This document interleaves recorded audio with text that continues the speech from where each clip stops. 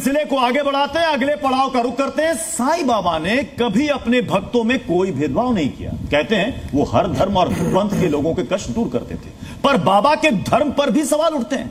साईं बाबा हिंदू थे या साईं बाबा मुसलमान थे, इस पर भी बहस लंबे समय से चल रही है। यह रिपोर्ट देखिए। साईं बाबा संत हो सकते हैं, फकीर हो सकते हैं, भगवान नहीं हो सकते।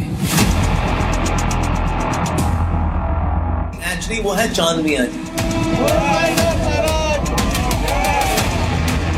इनका वंश का सरनेम भूसारी था।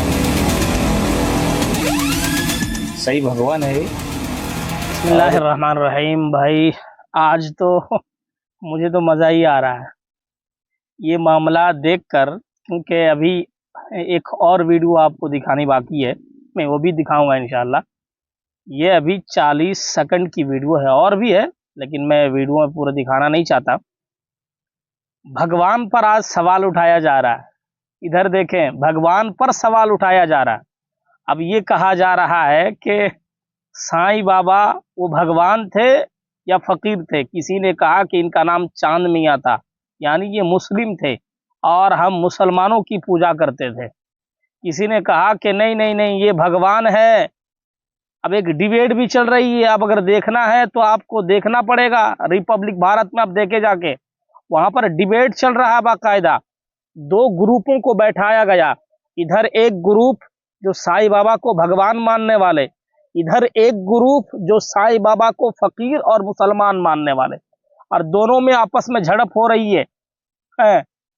मुझे तो भाई मजा ही आ रहा। आज एक और वीडियो आपको दिखाना चाहता हूं, ये भी जरा देख लीजिए। चैलेंज बाबा बागेश्वर बनाम शंकराचार्य। आज आपके सामने शंकराचार्य भी होंगे और बाबा बागेश्वर भी होंगे। क्या है चैलेंज शंकराचार्य का आपको बताऊंगा, और बाबा बागेश्वर ने क्या उस चुनौती को स्वीकार किया। बाबा बागेश्वर को सब चुनौती दे रहे हैं। सबसे पहला चैलेंज जो दे रहे हैं, तस्वीर दिखाई। शंकराचार्य अभिमुक्तेश्वरानंद जी ने बाबा बागेश्वर को चुनौती दी। अगली चुनौती कौन दे रहा, दिखाई तस्वीर। छत्तीसगढ़ के मुख्यमंत्री भूपेश बघेल ने बाबा बागेश्वर को चुनौती दी है। इतनी चुनौती नहीं, एक और अगला चैलेंज दिखाइए जरा।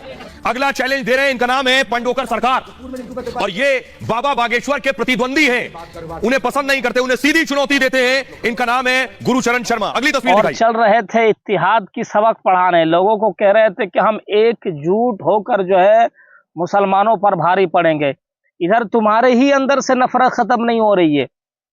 तुम ही एक जो बाबा है या भगवान है, तुम उसी पर नफरत कर रहे हो, और तुम पे ही कोई जो है बाकायदा इत्तिहाद नहीं है। भले ही तुम नारा मार रहे हो कि इत्तिहाद का नारा, हम सब हिंदू एक हैं, लेकिन तुम में ही से ही नफरत पैदा हो रही है।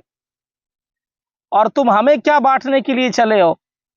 और कोई तो नारा एक मार रहा है कि बटोगे तो कटोगे। बट यही रहा है, पंडितों में बटाई जा रही है और बट रहे हैं। अल्हम्दुलिल्लाह हम मुसलमान हो सकते हैं कि फिरके अलग अलग हैं, लेकिन अल्लाह और उसके रसूल के नाम पर हम सब एक हैं। एक हैं हम। हो सकता है हमारे में फिरका बहुत है, लेकिन अल्लाह और उसकी रसूल पर जब बात आ जाती है तो सारे के सारे अल्हम्दुलिल्लाह हम लोग इकट्ठे खड़े रहते हैं, एक साथ रहते हैं। चाहे वो देवबंदी हो, बरेलवी हो, जो है कोई भी फिरके का आदमी हो, सब एक है। ये बात याद रखिएगा। और मुसलमानों से मैं कहना चाहूंगा, जब तक हम अल्लाह और उसके रसूल को मानकर एक मानते रहेंगे, हमें कोई जुदा नहीं कर पाएगा। इस चीज को याद रखिएगा। बहुत अहम चीज मैं आपको सुना रहा हूं। बट ये लोग रहे हैं, ये लोग बट रहे हैं आपस में, ये लोग तफरकाबाजी आपस में कर रहे हैं। लेकिन इल्जाम का सारा हम पर आ रहा है, मुसलमानों पर आ रहा है कि ये लोग जो है आपस में फिरका बंदी किए हुए हैं। हालांकि गोया के देखा जाए तो ये फिरका बंदी भी नहीं है, क्योंकि खुदा हम भी मानते हैं, वो भी मानते हैं, अल्लाह के रसूल को नबी हम भी मानते हैं, वो भी मानते हैं। लेकिन यहाँ पर क्या हो रहा है, अब ये भगवान है या भगवान नहीं है, इसी पर बात आ रही है। वो जी फिरका बंदी कौन कर रहा है। तो इसीलिए मुसलमानों से कहना चाहता हूं, एकजुट होकर रहे। इंशाअल्लाह तुम्हारा कोई कुछ बिगाड़ नहीं पाएगा। इस चीज को आप अच्छी तरह